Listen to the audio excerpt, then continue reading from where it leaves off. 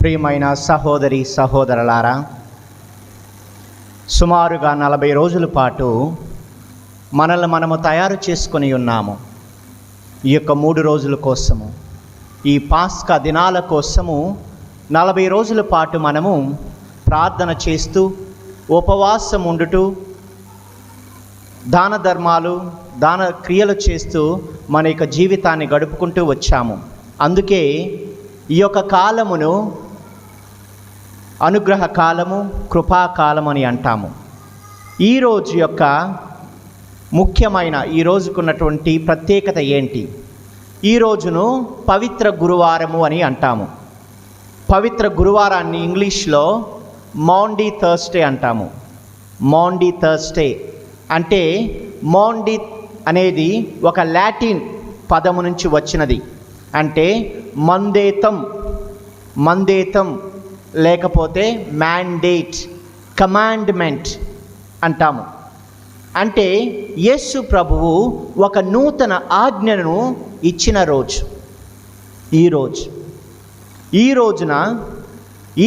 ఈ రోజు యొక్క ప్రత్యేకత మనము తెలుసుకోవాలంటే 4 విషయాలను ఈరోజు మనము గమనించవచ్చును. మొట్టమొదటిగా యేసు ప్రభువు శిష్యుల యొక్క పాదాలను కడగటము. రెండవదిగా దివ్య సప్రసాద స్థాపన. మూడవదిగా గురుత్వ స్థాపన. నాలుగవదిగా నూతన ఆజ్ఞ. ఈరోజు ముఖ్యముగా మనము ఈ 3 విషయాలను తెలుసుకుందాము. మొట్టమొదటిగా దివ్య సప్రసాద స్థాపన. రెండవ వాటికన్ కౌన్సిల్ దివ్య సప్రసాదము గురించి ఈ విధంగా చెబుతుంది: దివ్య బలి పూజ క్రైస్తవ జీవితానికి నాంది, కేంద్ర బిందువు, పునాది. దివ్య సప్రసాదము లేకుండా తిరుసభ లేదు, సంఘము లేదు, నీవు నేము లేము, ఎవరము కూడా లేము. తిరుసభ ఒక కేంద్ర బిందువుగా ఉంటుంది. దివ్య బలి పూజ తిరుసభకు ఒక కేంద్ర బిందువు, అది ఒక పునాది. యేసు ప్రభువు ఆనాడు కడరా భోజనములో ఆ యొక్క దివ్య సప్రసాదాన్ని స్థాపించాడు. ఈ యొక్క దివ్య బలి ద్వారా, దివ్య సప్రసాదం ద్వారా మనం తెలుసుకోవాల్సిన విషయాలు ఏంటి? దివ్య సప్రసాదం ద్వారా మనకు జరిగేటటువంటి మంచిదేంటి? ఎవరైనా చెప్తారమ్మా? దివ్య సప్రసాదం వల్ల మనకు కలిగే మంచి.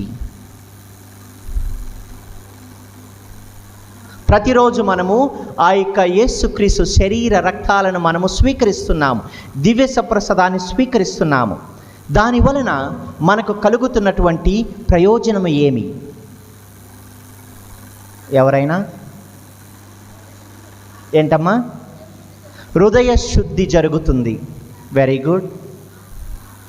ఆత్మకు ఆహారము, మనకు ఆత్మీయ ఆహారము అవుతుంది దివ్య సప్రసాదము. మనందరికీ కూడా ఆత్మీయ ఆహారము ఈ యొక్క దివ్య సప్రసాదము. పునీత యోహాను గారు రాసిన సువార్త 6వ అధ్యాయము 55వ వచనములో చదవండమ్మా. ఏలయనా నా శరీరము నిజమైన ఆహారము, నా రక్తము నిజమైన పానము. 51వ వచనమమ్మా. పరలోకము నుండి దిగి వచ్చిన జీవము గల ఆహారమును నేనే. ఈ ఆహారమును ఎవడేని భుజించినచో వాడు నిరంతరము జీవించును. ఈ లోకము జీవించుటకు నేను ఇచ్చు ఆహారము నా శరీరమే అని మీతో నిశ్చయముగా చెప్పుచున్నాను అనెను. కాబట్టి ప్రియమైన సహోదరి సహోదరులారా, మానవుడి యొక్క ఆత్మకు దేవుని యొక్క ఆహారము ఎంతో ముఖ్యము. ఆనాడు ఇజ్రాయేలు ప్రజలు యావే ప్రభువు దయచేసినటువంటి మన్నాను భుజించారు, కానీ వారు మరణించారు. కానీ యేసు ప్రభువు దయచేస్తున్నటువంటి ఆహారము భుజించడం ద్వారా ఎవడు కూడా మరణించడు, ప్రతి ఒక్కరు కూడా జీవంతో జీవిస్తారు అని ప్రభువు ఈనాడు వాక్యము ద్వారా మనకు సెలవిస్తుంది. ప్రియ సహోదరి సహోదరులారా, మన యొక్క జీవితాన్ని గమనించినట్లయితే మన జీవితం మొత్తం కూడా దేనికోసం పాటుపడుతున్నాము? జానడు పొట్ట కోసం, అవునా కాదా? కూటి కోసము ఎన్నో విద్యలు చేస్తున్నాము, కూటి కోసము ప్రాకులాడుతున్నాము, పోరాడుతున్నాము. మనము పోరాడే ఈ యొక్క కూటి కోసం మనం పోరాడే ఈ పటిమ మనల్ని విభజిస్తుంది, విరోధులను చేస్తుంది, శత్రువులుగా మారుస్తుంది. కానీ ఆ ప్రభు దయచేసేటువంటి ఆహారము మనందరినీ కూడా ఐక్యము చేస్తుంది. ప్రియ సహోదరి సహోదరులారా, ఈనాడు మనమందరము కూడా ఈ దివ్య బలి చుట్టూ కూర్చొని ఆ దేవుని సమక్షంలో ఉన్నామంటే ఆ యేసు ప్రభు యొక్క శరీర రక్తాలు మనల్ని ఐక్యం చేస్తుంది. కానీ ఈ యొక్క ప్రపంచంలో ఉన్నటువంటి ఆహారము మనల్ని విభజిస్తుంది. కానీ యేసు ప్రభు ఆహారము మాత్రము మనల్ని ఐక్యము చేస్తుంది. ప్రియ సహోదరి సహోదరులారా, అదే మనము మత్తయి సువార్త 4వ అధ్యాయము 4వ వచనములో మనము చదువుకున్నట్లయితే, మానవుడు కేవలము రొట్టె వలన మాత్రమే జీవింపడు, కానీ దేవుని నోటి నుండి వచ్చు ప్రతి మాట వలన జీవిస్తాడు అని చెబుతున్నాడు. మానవుడు కేవలము రొట్టె వలన మాత్రమే జీవించడు అంటే మనము తినేటటువంటి ఆహారము ద్వారా మాత్రమే జీవించడు, కానీ దేవుని వలన వచ్చు మాట వలన జీవిస్తాడు. అదే మనము చదువుకుంటాము యోహాను సువార్త 1వ అధ్యాయములో, ఆదిలో వాక్కు ఉండెను, ఆ వాక్కు దేవుని యొద్ద ఉండెను, ఆ వాక్యే మానవుడై దేవుడై మన మధ్య జన్మించెను. అంటే ప్రియ సహోదరి సహోదరులారా, మనము గమనించినట్లయితే మన యొక్క దివ్య బలి పూజలో కూడా మొదటి భాగాన్ని మనము వాక్యం చదువుకుంటాము. మొదటి భాగంలో మనం ఏం చేస్తాము? దేవుని వాక్యాన్ని చదువుకుంటాము. రెండవ భాగములో ఆ యొక్క వాక్కు శరీర రక్తాలుగా మారుతుంది. ప్రియ సహోదరి సహోదరులారా, యేసు ప్రభువుగా మారుతుంది ఆ యొక్క వాక్కు. ఆ వాక్యే మన జీవితానికి, మన యొక్క ఆత్మకు జీవం అవుతుంది.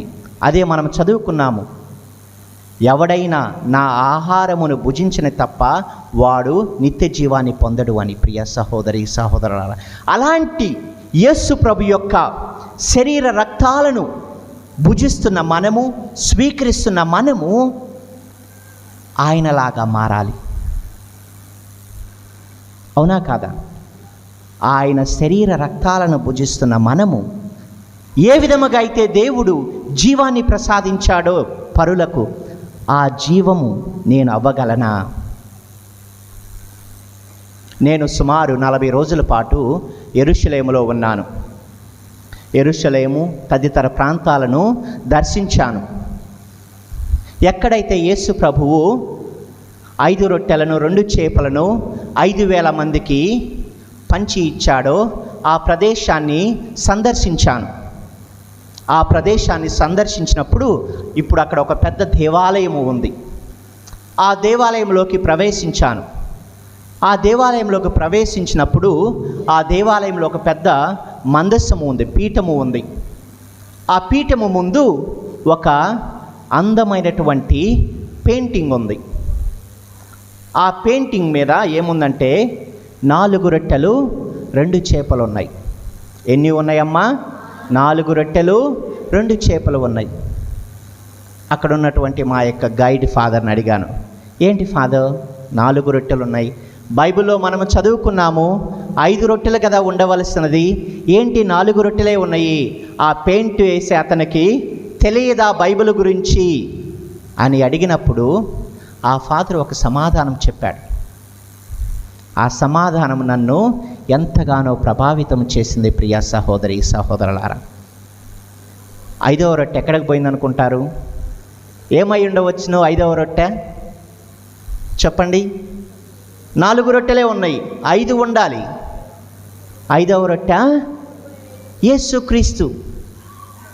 అది మాత్రమే కాదు, ఆ 5వ రొట్టె నీవు నేను. ఆ 5వ రొట్టె నీవు నేను కూడా జీవం ఇచ్చే అతనిగా ఉండాలి. నేను కూడా జీవం ఇవ్వాలి, నా కుటుంబానికి జీవం ఇవ్వాలి, నా పిల్లలకు జీవం ఇవ్వాలి, నా తోటి వారికి ఆ యొక్క జీవాన్ని ప్రసాదించాలి. ప్రియ సహోదరి సహోదరులారా, can I become bread for the others? నేను ఒక బ్రెడ్ అవ్వగలనా? నేను ఒక రొట్టె ముక్కను అవ్వగలనా నా తోటి వారికి, నా కుటుంబానికి అనే విషయము మనకు తెలియజేస్తుంది ప్రియ సహోదరి సహోదరులారా. కాబట్టి ఈ యొక్క దివ్య సప్రసాద స్థాపన ద్వారా మొట్టమొదటిగా మనం తెలుసుకోవాల్సిన విషయం ఏంటంటే, ఆయన యొక్క ఆహారము మన ఆత్మకు జీవముగా ఉంటుంది. హల్లెలూయా, హల్లెలూయా. ఇక రెండో విషయానికి వస్తే, ఈ యొక్క దివ్య సప్రసాదము మనలో నివాసం ఉండటానికి. దేనికి? మనలో నివాసం ఉండటానికి. యోహాను సువార్త 6వ అధ్యాయము 56వ వచనాన్ని చదవండమ్మా. నా శరీరమును భుజించి నా రక్తమును పానము చేయువాడు నా యందును నేను వాని యందును ఉందును. ఎవరైతే దేవుని శరీర రక్తాలను భుజించి పానము చేస్తారో వారి యందు దేవుని యందు వారు ఉంటారంటున్నారు. అంటే దేవుడు మనలో ఉంటున్నాడు, మనతో ఉంటున్నాడు. ఈ యొక్క దివ్య సప్రసాద స్వీకరణ ద్వారా ప్రియ సహోదరి సహోదరులారా, ఒక గొప్ప వరము దేవుడు మన తిరుసభకు, మన క్రైస్తవులకు ఇచ్చినటువంటి ఒక గొప్ప వరము దేవుణ్ణి మనము స్వీకరించటము. అనునిత్యము మనతో ఉంటున్నాడు, మనతో వాసమై ఉంటున్నాడు. అందుకే ఆయనకి ఇమ్మానువేల్ అని పేరుంది. ఇమ్మానువేల్ అంటే దేవుడు మనతో ఉన్నాడు. అదే మనం వింటున్నాము, యావే, నేను ఉన్నవాడను అన్ని వేళలా, అన్ని చోటలా, ఆది నుంచి అంతము వరకు నేనే ఆల్ఫా ఒమేగా అంటున్నాడు ప్రభు. ఈనాడు ఆ యొక్క దివ్య సప్రసాద రూపములో ఆ ప్రభు మనతో ఉంటున్నాడు, మనతో వాసమై ఉంటున్నాడు. ప్రియ సహోదరి సహోదరులారా, అది తెలుసుకోవాల్సిన బాధ్యత మనకు ఎంతైనా ఉంది. ఎందుకంటే ఆయన శరీర రక్తాలను మనం స్వీకరించినప్పుడు మనము ఏం తెలుసుకోవాలి? దివ్య సప్రసాదము చివరి భాగములో మనము చెప్తున్నాము, ఏంటది? ప్రభు, మీరు నా ఇంట ప్రవేశించుటకు నేను పాత్రను కాను, అయినను మీరు ఒక్క మాట పలికినా నా ఆత్మ స్వస్థత పడును అని. ఈరోజు మనము 2వ పట్టణంలో చదివినట్లు కొరింథీయులకు రాసిన లేఖలో మనం చదువుతున్నాము. 11వ అధ్యాయంలో మనం చూస్తున్నాము ఏమని? 26 వచనాల వరకే చదివాము. 27వ వచనాన్ని చదవండి. కనుక అయోగ్యముగా ప్రభువు రొట్టెను ఎవడైనా తినినా లేక ఆయన పాత్ర నుండి త్రాగినా అతడు ప్రభువు శరీరమునకు రక్తమునకు వ్యతిరేకముగా పాపము చేయుచున్నాడు. ప్రియ సహోదరి సహోదరులారా, ఎందుకంటే ఆ యొక్క ప్రభు శరీర రక్తాలలో దివ్య సప్రసాదములో ప్రభువు వాసమై ఉన్నాడు కనుక ఆ యొక్క శరీర రక్తాలను మనము స్వీకరించినప్పుడు మన మనస్సులను శుద్ధి చేసుకోవాలి. మన మనస్సులను శుద్ధి చేసుకొని పశ్చాత్తాపపడాలి. పశ్చాత్తాపపడి స్వీకరించినప్పుడు మనము యోగ్యులము అవుతున్నాము. అదే దివ్య బలి పూజలో మనము చేస్తున్నాము. దివ్య బలి పూజలో మొట్టమొదటిగా ఏం చేస్తున్నాము? మన యొక్క పాపాలను కడుక్కుంటున్నాము. అందుకే మనము ఆ యొక్క పశ్చాత్తాప జపం చెప్తాము దివ్య బలి పూజలో. కాబట్టి ప్రియ సహోదరి సహోదరులారా, ఈ యొక్క దివ్య ప్రసాద స్థాపన ద్వారా తెలుసుకోవాల్సిన 2వ విషయము, దేవుడు మనలో ఉన్నాడు, మనతో ఉన్నాడు. ఇక 3వ విషయం ఏంటంటే, ఆయన మరణాన్ని జ్ఞాపకం ఉంచుకోవటం కోసము, ఆయన యొక్క మరణాన్ని మనము జ్ఞాపకం ఉంచుకోవటము. ఇది ఒక బలి, దేవుడు మన కోసం అర్పించినటువంటి బలి. తన యొక్క మరణాన్ని మన కోసం ఇచ్చాడు. ఆ యొక్క మరణాన్ని మనము జ్ఞప్తికి తెచ్చుకోవటం కోసము యేసు ప్రభువు ఈ యొక్క దివ్య సప్రసాదాన్ని స్థాపించాడు. ప్రియ సహోదరి సహోదరులారా, ఇక రెండవ విషయానికి వచ్చినట్లయితే గురుత్వ స్థాపన. రెండవ విషయానికి వస్తే గురుత్వ స్థాపన.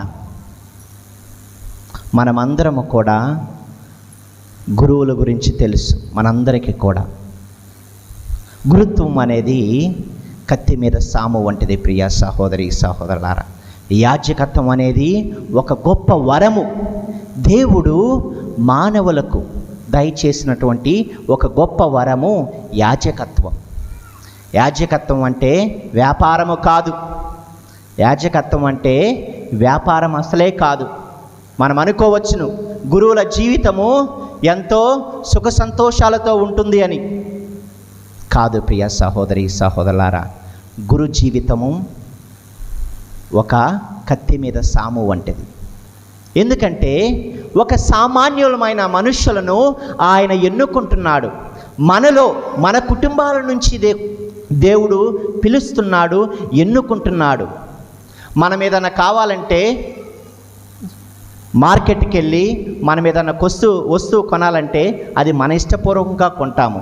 ఒక చదువు చదవాలన్నా, డిగ్రీ కోర్సు తీసుకోవాలన్నా, ఇంజనీరింగ్ కోర్సు తీసుకోవాలన్నా మనకు అనుగుణంగా మనం తీసుకుంటాము. మనకు నచ్చింది మనం ఎన్నుకుంటాము. కానీ గురుత్వం అనేది ఒకరు ఎన్నుకునేది కాదు. ప్రియ సహోదరి సహోదరులారా, దేవుడు ఎన్నుకుంటాడు. అతను ఎలాంటి వాడైనా సరే, అతడు పాపాత్ముడా పుణ్యాత్ముడనే ఆలోచించడు. దేవుడు ఎన్నుకుంటే ఆ వ్యక్తి ఎస్ అని చెప్పాలి.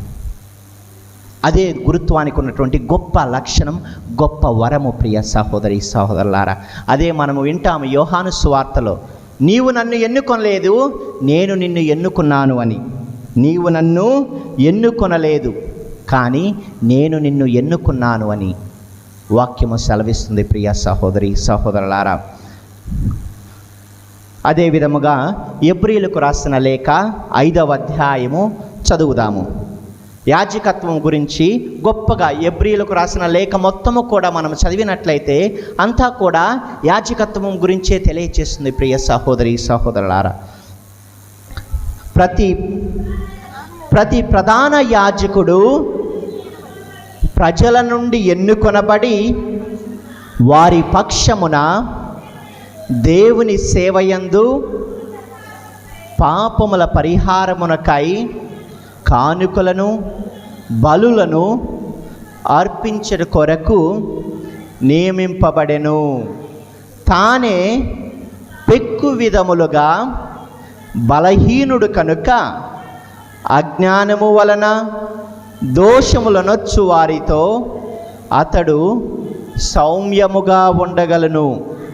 తానే బలహీనుడు కనుక ప్రజల పాపము కొరకే కాక తన పాపముల నిమిత్తము కూడా బలులు అర్పింపవలెను. ప్రధాన యాజక పదవి గౌరవమును ఎవరంతట వారు పొందలేరు. ఆరోను వలె దేవుని పిలుపు వలననే ఏ వ్యక్తి అయిననో ప్రధాన యాజకుడిగా చేయబడెను. హల్లెలూయా. కాబట్టి ప్రియ సహోదరి సహోదరులారా, ప్రధాన యాజకుడు గురువు అనేవారు ప్రజల నుంచి దేవుడు ఎన్నుకుంటున్నాడు. ప్రజల నుంచి ఎన్నుకొనడం మాత్రమే కాదు, వారు పాపాత్ములైన దేవుని యొక్క అనుగ్రహము ద్వారా వారికి ప్రత్యేకమైనటువంటి ఉన్నత స్థానాన్ని ఇస్తున్నాడు. ప్రియ సహోదరి సహోదరులారా, ప్రజల పక్షాన నిలబడుతున్నాడు. ప్రజలకు దేవునికి వారధిగా ఉంటున్నాడు గురువు. ఇందాక ఫాదర్ గారితో మాట్లాడుతుంటే ఫాదర్ గారు అన్నారు, ప్రతిరోజు ఉదయము గుడిలోకి వచ్చి ప్రార్థిస్తూ let me a blessing, let me be a blessing, నేను ఒక అనుగ్రహముగా ఉండనివ్వు ప్రభువా, అదే విధముగా మా యొక్క ప్రజలు కూడా ఒక అనుగ్రహముగా ఉండే భాగ్యాన్ని దయచేయండి అని నేను ప్రతిరోజు ప్రార్థిస్తాను అని చెప్తున్నాడు. అవును ప్రియ సహోదరి సహోదరులారా, మనము గురువులనే వాళ్ళు ప్రజలకు దేవునికి వారధిగా ఉంటారు, ప్రజల కోసం ప్రార్థిస్తారు. అదే విధముగా మనము కూడా గురువుల కోసం ప్రార్థించాలి. ఎందుకంటే గురువులు అనేవాళ్ళు మట్టి పాత్రల వంటి వారు. అదే కొరింథీయులకు రాసిన లేఖలో మనం చదువుకోవచ్చు ప్రియ సహోదరి సహోదరులారా. 2వ కొరింథీయులు పౌలు గారు 2వ కొరింథీయులకు రాసిన లేఖ 4వ అధ్యాయము వచనములు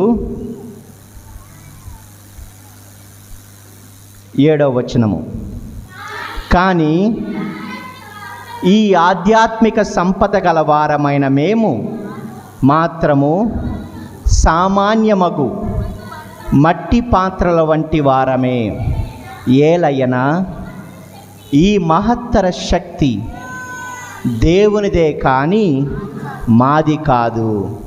మేము అప్పుడప్పుడు కష్టములను ఎదుర్కొనుచున్నాము, కానీ అణిచివేయబడలేదు. మాకు సందేశములు కలిగినను నిస్పృహ మాత్రము కలగలేదు. శత్రువులు పెక్కుమంది ఉన్నను మేము ఎప్పుడునూ ఒక్క మిత్రుడు కూడా లేకుండా ఉండలేదు.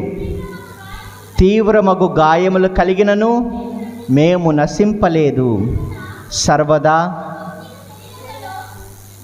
యేసు జీవము మా శరీరములందు ప్రత్యక్షపరపబడుటకై ఆయన మరణమును మా భౌతిక శరీరములందు సర్వదా మోయుచున్నాము.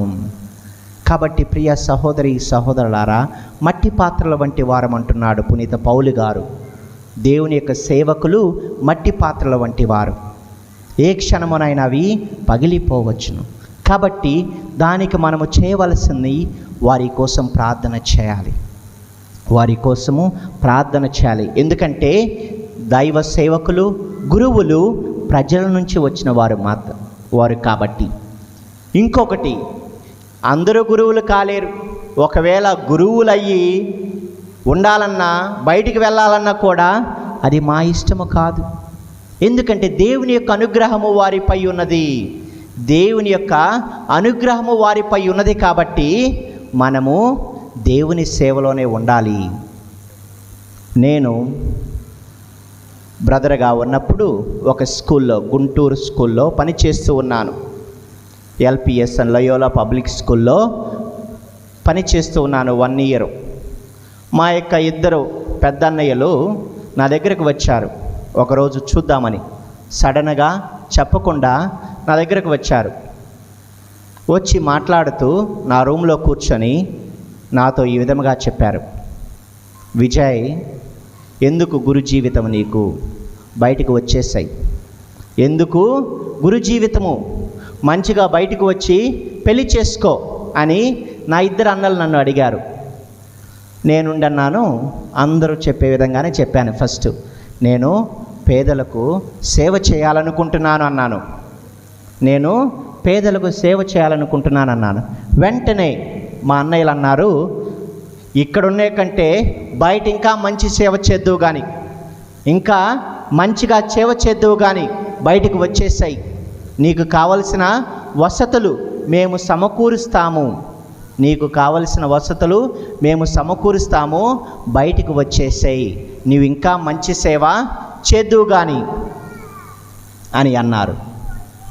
వెంటనే నాకు తెలియకుండానే ఒక మాట అన్నాను, అన్నా, మీకు ఇంతకు ముందు చెప్పిన మాట అవాస్తవం.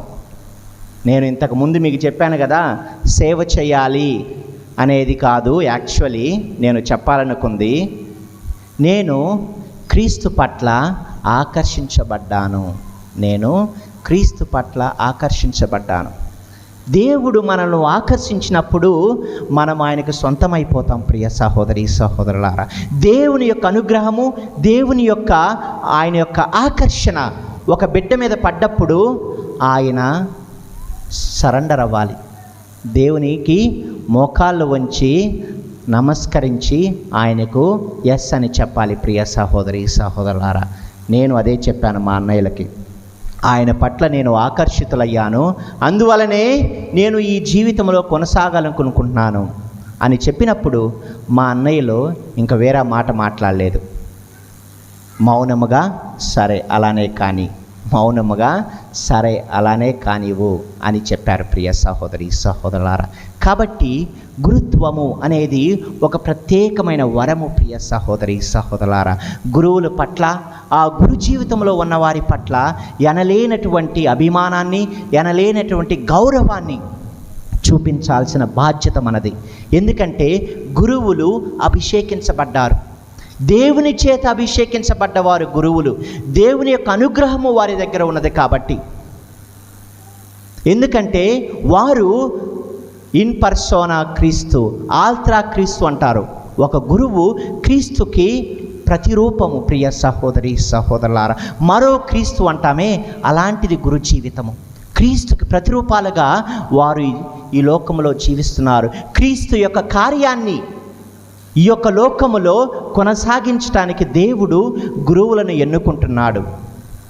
తన యొక్క దివ్య సప్రసాదాన్ని, తన యొక్క శరీర రక్తాలను ప్రజలకు అర్పించడానికి, ప్రజలకు ఇవ్వటానికి గురువుని ఎన్నుకుంటున్నాడు ప్రియ సహోదరి సహోదరులారా.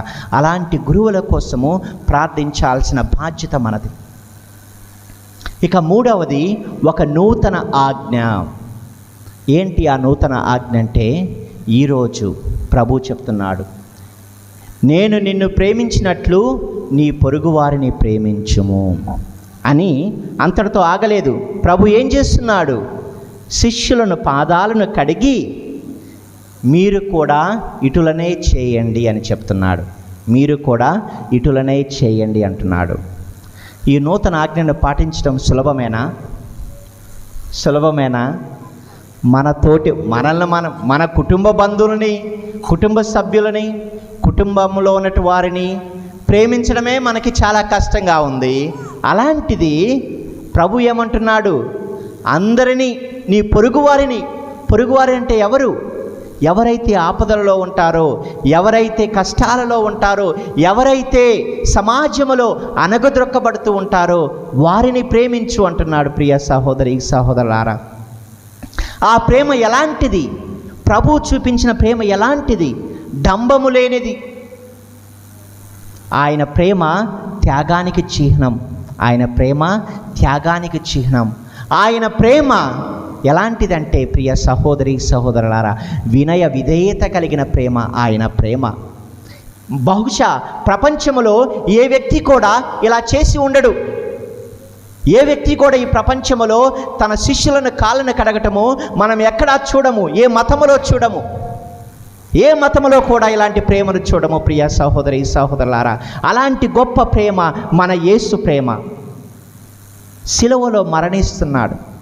ఎవరి కోసము? నీతిమంతుల కోసము కాదు, సత్యవంతుల కోసము కాదు, పాపుల కోసము. పాపాత్ములై తెలిసి మన కోసం మరణిస్తున్నాడు. ఎంత గొప్ప ప్రేమ ప్రియ సహోదరి సహోదరులారా ఆయన ప్రేమ.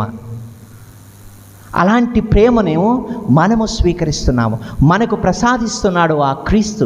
మనకు ప్రసాదించడం మాత్రమే కాదు, అదే ప్రేమను మీరు చూపించండి ఇతరులకు అని తెలియచేస్తున్నాడు. అంత ప్రేమలో మనం ఎంతైనా చూపించగలమా?